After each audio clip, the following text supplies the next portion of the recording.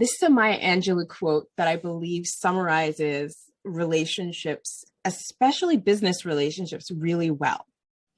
And it goes, I've learned that people will forget what you say, people will forget what you did, but people will never forget how you made them feel. And that's what it's all about. Relationships, we are attracted to the people who make us feel good about ourselves, about what we do, and we're repelled by the people who judge us, who are harsh, right? And relationships are important. Both ancient philosophers and modern researchers agree that to be happy, we need strong relationships. We need enduring bonds where we can get support and give support. A recent Gallup employee engagement survey has shown that people are happier when they have a friend at work. We need to feel that someone's got our backs, and other people need to feel that we have theirs.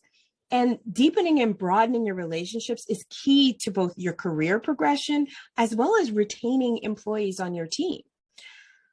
So in June 2020, the World Economic Forum released a report that made some really dramatic recommendations for the post-pandemic new normal.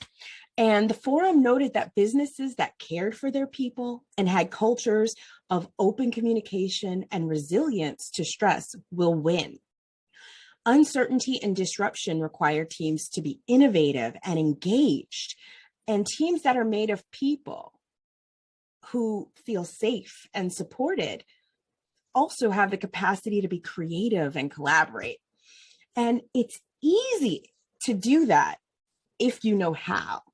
And it's up to each of us to consider what actions we can take, both as leaders and individual contributors, to lead by example and to show others we are connected and united to common business goals and vision. So it's not just the right thing to do. It's a business imperative for you to succeed